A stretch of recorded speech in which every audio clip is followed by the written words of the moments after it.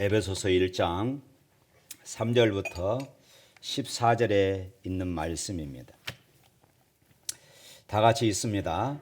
찬송하리로다. 하나님 곧 우리 주 예수 그리스도의 아버지께서 그리스도 안에서 하늘에 속한 모든 신령한 복을 우리에게 주시되 곧 창세전에 그리스도 안에서 우리를 택하사 우리로 사랑 안에서 그 앞에 거룩하고 흠이 없게 하시려고 그 기쁘신 뜻대로 우리를 예정하사 예수 그리스도로 말미암아 자기의 아들들이 되게 하셨으니 이는 그가 사랑하시는 자 안에서 우리에게 거저 주시는 바 그 은혜의 영광을 찬송하게 하려는 것이라.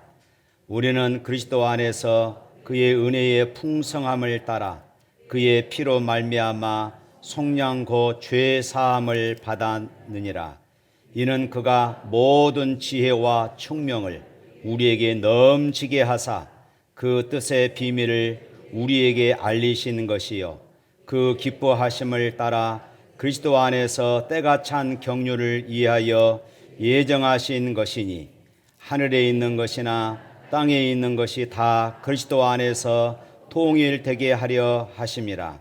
모든 일을 그의 뜻의 결정대로 일하시는 이의 계획을 따라 우리가 예정을 입어 그 안에서 기업이 되었으니 이는 우리가 그리스도 안에서 전부터 바라던 그의 영광의 찬송이 되게 하려 하심이라. 그 안에서 너희도 진리의 말씀 곧 너희의 구원의 복음을 듣고 그 안에서 또한 믿어 약속의 성령의 인치심을 받았으니 이는 우리 기업의 보증이 되사 그 얻으신 것을 속량하시고 그의 영광을 찬송하게 하려 하심이라. 아멘. 세상에서 좀 오래된 유머 하나 하겠습니다. 세상에서 제일 잘생긴 사람 한자로 말하면 뭐라고 할까요? 나.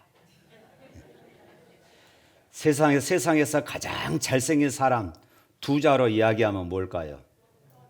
또 나. 세상에서 가장 멋지게 생긴 사람 석자로 이야기하면 무엇일까요? 이때부터 모르겠지요. 또 나가 아니라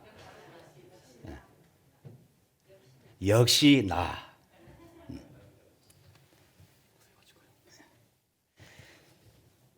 그러면은 세상에서 가장 멋진 사람 넉자로 이야기하면 무엇일까요? 그래도 나. 아, 이게 똑똑하시네. 그러면 세상에서 가장 멋진 사람을 다섯 자로 줄이면 뭐라 할까요?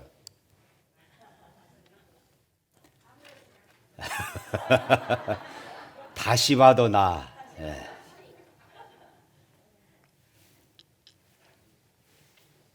그렇습니다. 저와 여러분들은 하나님 앞에서 이렇게 멋진 사람들이고 하나님 앞에서 사랑받기 위해 태어난 사람들임을 믿습니다. 우리 찬양 하나 할까요? 당신은 사랑받기 위해 태어난 사람. 우리 찬양 한번 하십시다. 자기 자신을 두고 가슴에 손을 얹고 나는 하나님의 사랑받기 위해 태어난 사람이다. 고백하며 찬양합니다. 당신은 사랑받기 위해 태어난 사람. 당신의 삶 속에서 그 사랑 받고 있지요. 당신은 사랑받기 위해 태어난 사람. 당신의 삶 속에서 그 사랑 받고 있지요. 태초부터 시작된 하나님의 사랑은 우리의 만남을 통해 열매를 맺고 당신이 이 세상에 존재함으로 인해 우리에게 얼마나 큰 기쁨이 되는지. 당신은 사랑받기 위해 태어난 사람, 지금도 그 사랑 받고 있지요. 당신은 사랑받기 위해 태어난 사람, 지금도 그 사랑 받고 있지요. 할렐루야. 세상에서 가장 이쁜 사람 5자로 말하면 뭐라고요? 다시 봐도 나. 할렐루야. 저와 여러분들은 이처럼 하나님 앞에서 멋진 사람들입니다. 하나님 앞에서 하나님의 사랑을 받기에 합당한 그런 하나님의 자녀인 것을 믿습니다. 오늘 이 성경은, 오늘 이 에베소서는 바울이 가택연금 상태, 쉽게 말하면은 로마 감옥에 갇혀 있을 때에 에베소 교회 성도들에게 썼던 그런 편지입니다. 그런데 그곳에서 바울은 얼마든지 불평할 수 있고 원망할 수 있는 이런 상황이지요. 그럼에도 불구하고 바울은 오히려 찬송하고 감사하고 있으며 에베소 교회 성도들을 향하여서 하나님을 찬송하자 이렇게 외치고 있는 것입니다. 왜냐하면은 바로 오늘 그리스도인들은 하늘에 속한 신령한 복을 받은 사람들이기 때문이다. 이렇게 말하고 있어요. 지금 가택연금, 말이 가택연금이지 감옥에 갇혀 있어요. 아직 재판 결과가 나와 있지 않지만은 현재까지는 죄수의 몸으로 갇혀 있는 것입니다. 그러니까 얼마든지 환경을 바라보면은 지금 불평할 수 있고 원망할 수 있고 짜증낼 수 있는 이런 상황입니다. 그럼에도 불구하고 바울은 감사하며 찬송하며 또 자기를 걱정하는 에베소 교회의 성도들을 향하여서 찬송합시다 이렇게 외치고 있는 것은 바로 우리가 하늘에 속한 신령한 복을 받은 사람들이기 때문이다 하는 것을 바울은 말하고 있는 것입니다. 그러면은 하늘에 속한 신령한 복, 이것은 무엇이냐? 영적인 복입니다. 땅의 복과 차이가 있는 하늘에 속한 신령한 복인 것입니다. 당시 에베소 사람들은 헬라의 제우스 신이 준다고 생각했던 물질적 번영을 복이라고 생각했습니다. 그러나 바울은 그것이 진정한 복이 아니라 하나님께서 주시는 영적인 복이 있다고 그렇게 말하고 있는 것입니다. 당시 에베소 사람들은 아테네 여신이 인간에게 행복을 준다고 생각했습니다. 그러나 바울은 그리스도 안에서 얻은 영적인 복이 진짜 행복이라고 말하고 있어요. 그것이 바로 하늘에 속한 신령한 복이라는 것입니다. 바울은 오늘 본문에서 3가지로 이야기합니다. 그 첫 번째가 성부 하나님께서 주시는 신령한 복입니다. 성부 하나님께서 주시는 신령한 복이에요. 결론부터 말씀드리면은 성부 하나님이 그 자녀들에게 주신 복은 선택과 양자 사모심이란 그런 복입니다. 따라서 합시다. 선택과 양자 사모심. 오늘 4절 말씀 한번 읽어볼까요? 4절 말씀 시작.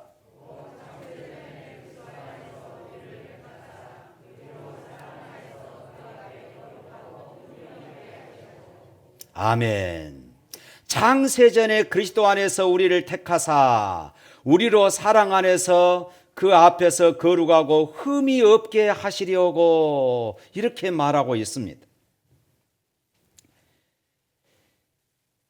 요한복음 15장 16절 말씀에 보면은 너희가 나를 택한 것이 아니요 내가 너희를 택했다 이렇게 말씀합니다. 우리가 창세기를 어느 정도 알고 있죠? 창세기를 우리가 어느 정도 알고 있습니다. 하나님께서 천지 만물을 창조하시고 여섯째 날에 사람을 창조했습니다. 그런데 여러분, 하나님께서 사람을 창조하기 전부터, 사람을 창조하시기 전부터 이미 하나님께서 우리를 선택했다. 할렐루야. 하나님께서 이미 우리를 선택한 것이에요. 그래서 이제 방금 말씀드렸던 요한복음 15장 16절에 너희가 나를 택한 것이 아니요 내가 너희를 택했다, 이렇게 말씀합니다. 그러니까 우리가 예수 믿고 교회 다니고 하나님 사랑하고 열심히 일하고 이 모든 것들이 다 하나님이 하신 것이다, 이렇게 말씀합니다. 내가 하나님을 이해하고 내가 하나님을 깨닫고 내가 하나님을 택하고 내가 하나님을 골라 잡은 것이 아니라 하나님이 나를 선택했고 하나님이 나를 이곳으로 인도했다. 할렐루야. 이 사실을 성경에서는 수없이 말씀하셨습니다. 내가 선택했다. 내가 은혜로 선택했다. 내가 너희를 불렀다. 너희는 내 것이다. 두려워하지 말라. 놀라지 말라. 내가 손바닥에 새겼다. 내가 너희를 선택했다. 은혜로 선택했다. 자격이 있어서 택한 것이 아니라 무조건 선택했다, 이렇게 말씀합니다. 하나님이 우리를 선택했다는 이야기를 성경에서 수없이 말씀하십니다. 왜 그랬을까요? 이 교리가 너무 중요하기 때문에 그렇습니다. 하나님의 선택. 타락한 인간이 자기가 구원받는데 자기도 한몫 끼어들고 싶은 것이 있습니다. 하나님께서 99%까지 구원을 이루어 나왔습니다. 그러면 1%만 사람이 그곳에 더하면은 이제 구원이 100%가 되어져요. 내가 이만큼 진실하니까, 내가 이만큼 예쁜 구석이 있으니까, 내가 이만큼 순종하니까, 내가 이만큼 하나님을 사랑하니까, 내가 이만큼 예수님을 잘 믿으니까, 내가 이만큼 똑똑하니까, 내가 이만큼 착하니까 하나님이 나를 선택했다, 이렇게 사람들은 착각을 합니다. 그러나 아닙니다. 100% 하나님의 은혜인 것을 믿습니다. 이것을 말씀하시기 위하여 오직 하나님의 은혜, 이 선택의 교리를 성경에서 계속해서 강조하고 있는 것입니다. 내가 너를 지명하여 불렀다고 말씀해요. 하나님께서 우리를 선택하셨는데 창세전에 우리를 선택했다는 것입니다.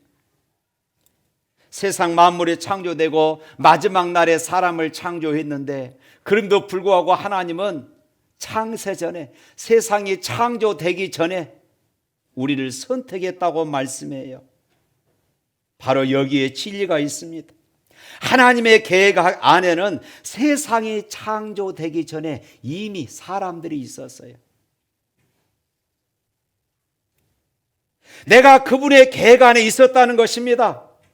그 인간을 위해서 하나님께서 세상을 창조하셨다는 것입니다. 하나님의 관심은 인간에게 있고 하나님의 사랑의 대상은 바로 인간에게 있었습니다. 바로 저와 여러분들입니다. 믿으시기를 바랍니다. 하나님의 사랑의 대상이 바로 저와 여러분들이에요. 사랑하는 성도 여러분, 하나님은 온 천하에 사랑할 대상이라곤 나 하나밖에 없는 것처럼 나를 사랑하시는 것을 믿으시기를 바랍니다. 때로는 우리가 그럴 수 있어요. 목사님 무슨 말씀이세요? 여기도 지금 150명 이상 200명 가까이 모여 있는데 지금 무슨 말씀하세요? 그러나 여러분 생각해 보십시오. 여러분 자녀들이 5명 있다고 생각해 봅시다. 5명을 사랑하는데 어떻게 사랑합니까? 한 아들을, 한 자녀를 100% 사랑하지 못하고 5분의 1로 나눠서 사랑합니까? 그렇지 않잖아요. 첫째 아이도 100% 사랑하고, 둘째 아이도 100% 사랑하고, 막내 아이도 100% 사랑합니다. 하나님이 우리를 향한 사랑이 그렇습니다. 하나님은 온 천하에 사랑할 대상이라곤 나 하나밖에 없는 것처럼 나를 사랑하고 계심을 믿으시기를 바랍니다. 하나님은 우리를 그렇게 사랑하세요. 내가 하나님의 가족이 되고 하나님의 사랑을 받고 내가 창세전에 선택을 받았고 거룩한 존재가 되었습니다.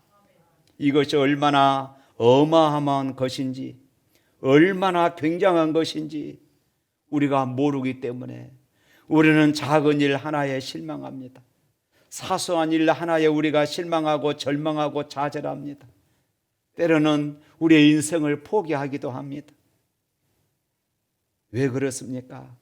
내가 하나님 앞에 얼마나 존귀한 자인지를 우리가 모르기 때문에 그렇습니다. 뿐만 아니라 이 방을 읽었던 4절 말씀에 보니까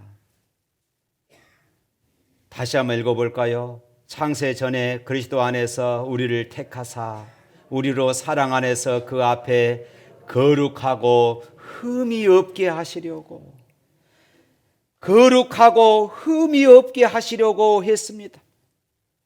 우리가 얼마나 정결하게 살면은 하나님 앞에 거룩하고 흠이 없게 될까요?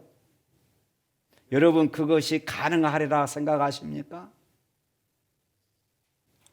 우리는 거룩하지도 않고 흠도 많다는 것을 우리는 너무나도 잘 알고 있습니다. 때로 우리 자신을 생각하면 아찔할 때가 있습니다. 가장 거룩한 해야 할 그런 자리에서조차도 우리는 미움과 더러운 생각이 지나갑니다. 심지어 성경을 읽고 기도하면서도 우리는 죄를 짓습니다. 하나님의 일을 하면서도 분노와 상처가 꿈틀거립니다. 입만 열면 험담과 부정적인 이런 말들을 내뱉습니다. 이런 내가 어찌 하나님 앞에서 거룩하고 흠이 없는 그런 존재라는 말입니까? 인간의 노력으로는 불가능합니다. 절대로 불가능해요. 특별히 여기 흠이 없다, 이 말은 헬라어로 아모무스라는 말입니다. 이 말은 구약시대에 제사 제물을 드릴 때에 쓰여지는, 흠 없는 제물을 드릴 때에 쓰여지는 그런 말입니다. 그런데 오늘 4절에 보니까 예수 그리스도 안에서, 그 사랑 안에서 흠이 없다 이렇게 말씀합니다. 나의 도덕적인 완전함, 나의 윤리적인 완전함이 아니라 예수 그리스도 안에서, 예수 그리스도의 피로 내 존재가 거룩해졌고 흠이 덮어졌다는 법적인 선언인 것입니다. 할렐루야. 이 흠이 없다, 이 아모무스에서 모무스, 이것은 시랍 신화에서 나오는 조롱과 비난의 신입니다. 예수 그리스도의 피가 내 죄를 덮어버리면은 이 비난의 신 모무스가 두 눈을 부릅뜨고 우리에게 있는 죄를 찾아보려고 아무리 애를 써도 찾을 수가 없다는 뜻입니다. 그것은 예수 그리스도의 그 피의 완전한 능력, 완전한 거룩을 말합니다. 이것이 영적인 복입니다. 할렐루야. 그러니까 사단이 아무리 우리에게서 죄를 찾으려고 해도 예수님의 보혈의 피가 우리를 다 감춰버리기 때문에 그 죄를 찾을 수가 없는 것이에요.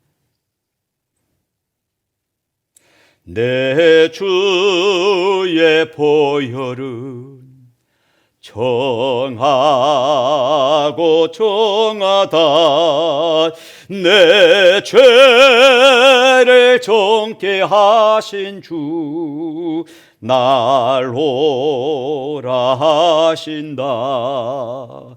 내가 주께로 지금 가오니 십자가의 보혈로 날 씻어 주소서.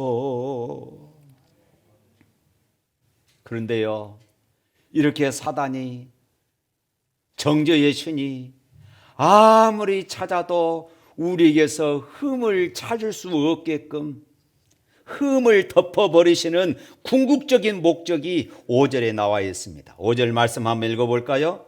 그 기쁘신 뜻대로 우리를 예정하사 예수 그리스도로 말미암아 자기의 아들들이 되게 하셨으니. 할렐루야. 하늘에 속한 신령한 복 중에서 최고의 복이 오늘 저와 여러분들을 하나님의 자녀로 삼으신다는 것입니다. 우리는 신이 아닙니다. 우리는 피조물이에요. 그런데 우리를 하나님의 자녀로 삼으신다고 합니다. 이것을 성경은 양자됨이라고 말합니다. 양자됨. 원래 유대 개념엔 양자됨이 없습니다. 성경은 노마의 양자 개념을 빌려와서 지금 이 복음을 설명하고 있는 것이에요.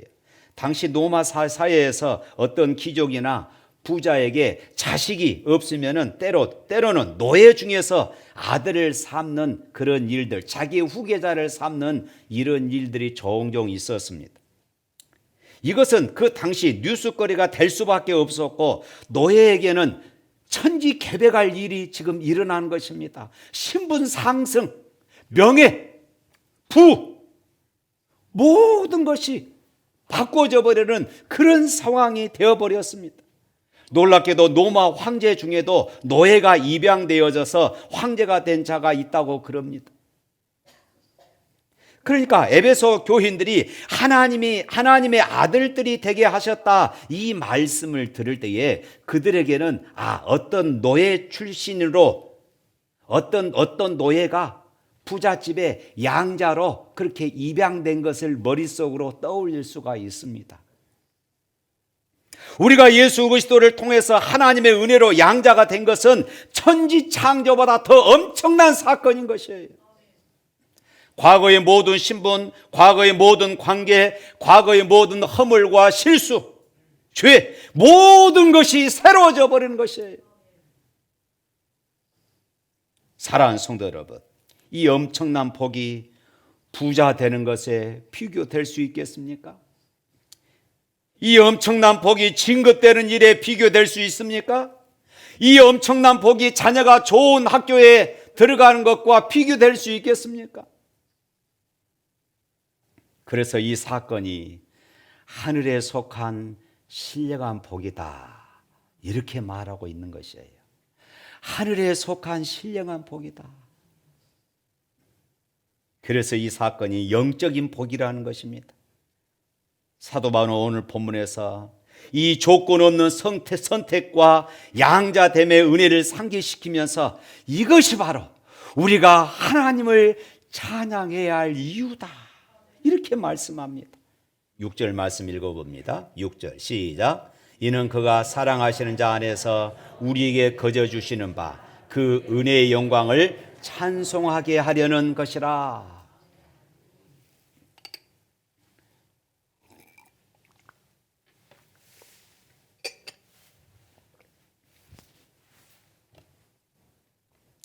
다음으로 하늘에 속한 신령한 복은 바로 예수 그리스도의 복입니다. 예수님은 다시 구속과 계시 이 두 교리라는 단어로 요약할 수 있습니다. 따라서 해봅시다. 구속과 계시.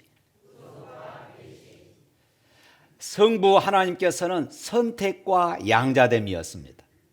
예수님은 구속과 계시입니다.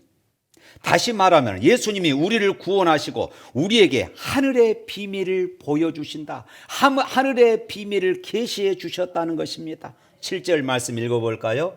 시작. 우리는 그리스도 안에서 그의 은혜의 풍성함을 따라 그 피로 말미암아 속량 곧 죄 사함을 받았느니라. 여기에서 이 구속이라는 원래 뜻은 값을 치르고 산다 그 말입니다.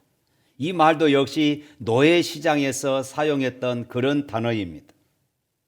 값을 치르고 다시 산다 이 말과 또 하나는 다시 사서 자유를 준다 이 이중적인 뜻을 가지고 있습니다. 신약 성경이 기록될 이 당시에는 노예 시장이 많이 흥행이 되었던 그런 시절입니다.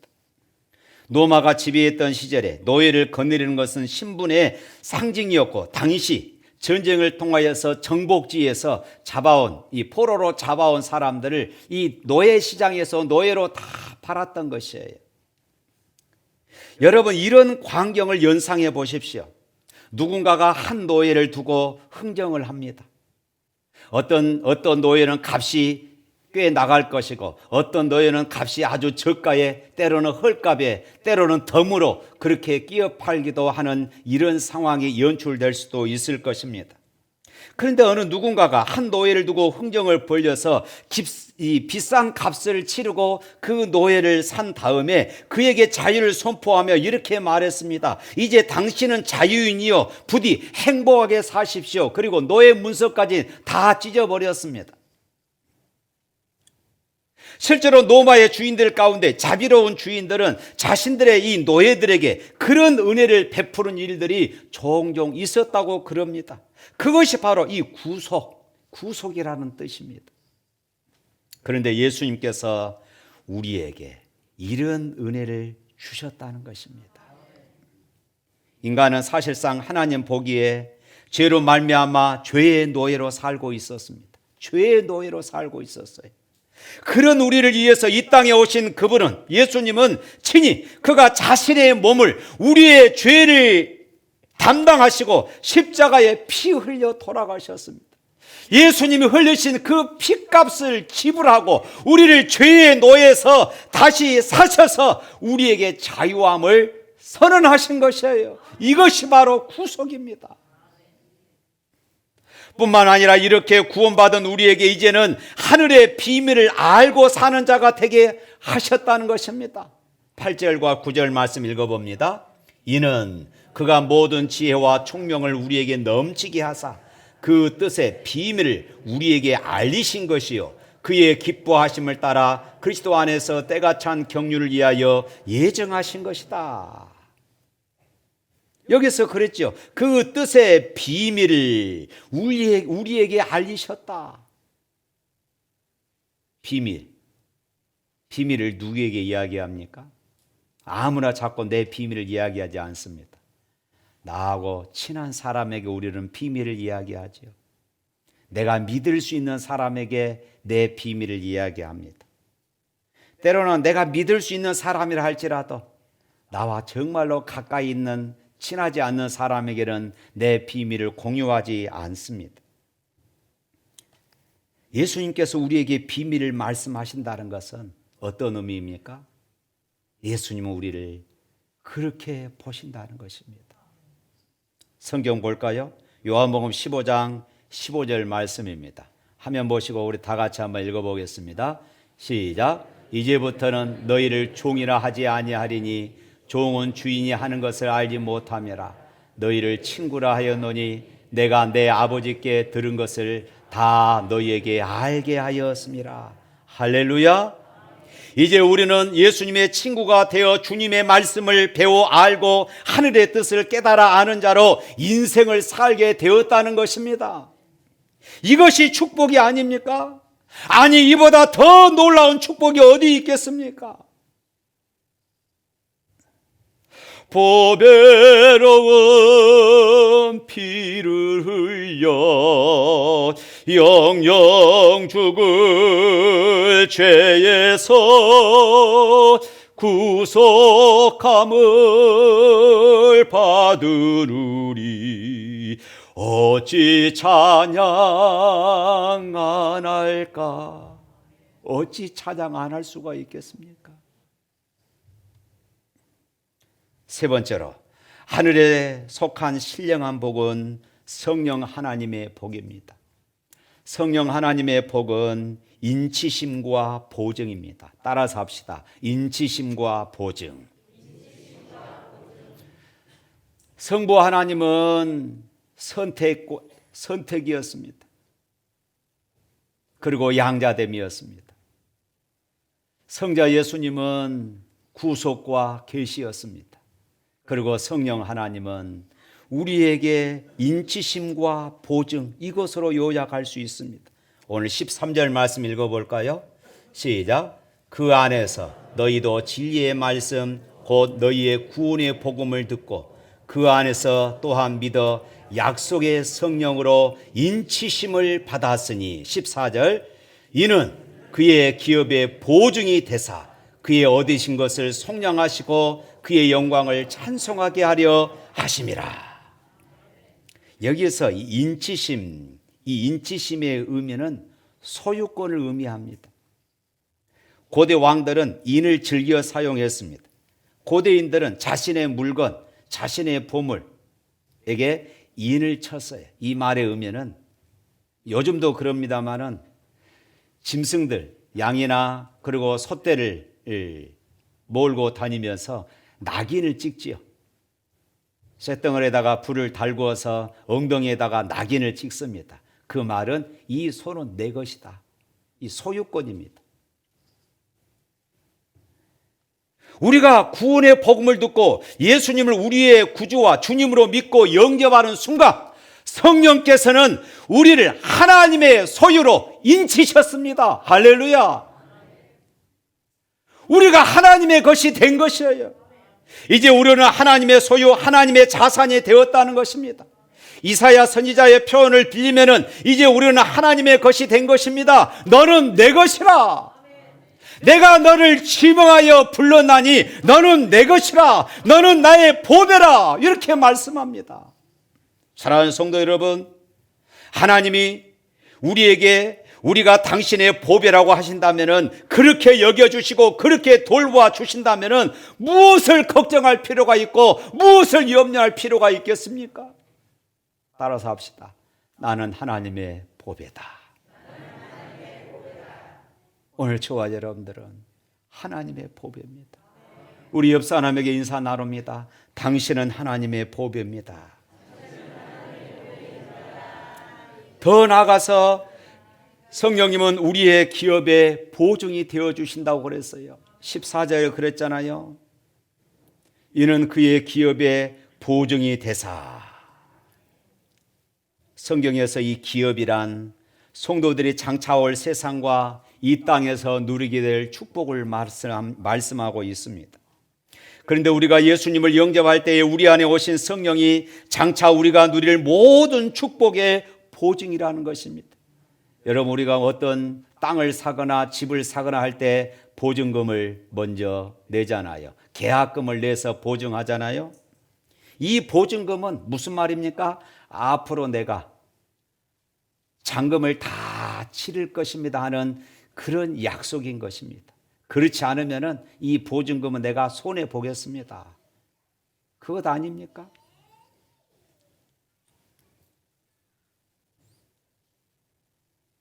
그러니까 지금 성령 하나님께서 우리에게 이런 보증이 되어주신다는 것입니다.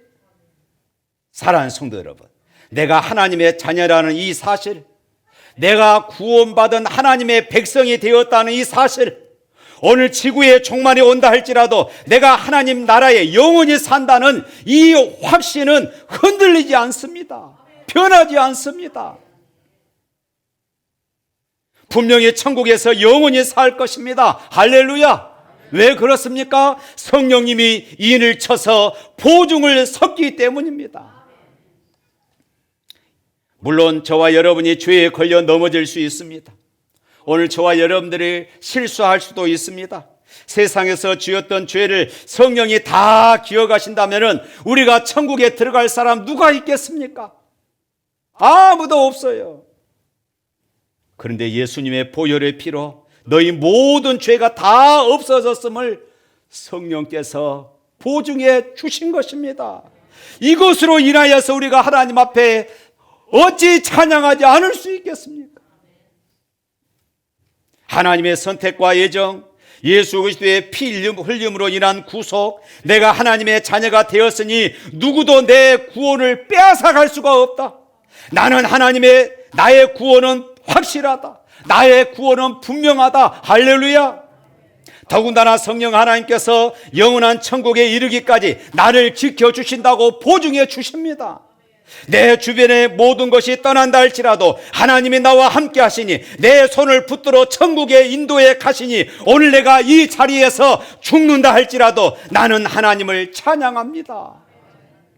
나는 죽어도 천국 가게 될 것이다. 천국은 나의 기업이 되었다. 이런 확신 속에서 당당하게 세상을 살아갈 수 있기를 주님의 이름으로 축복합니다.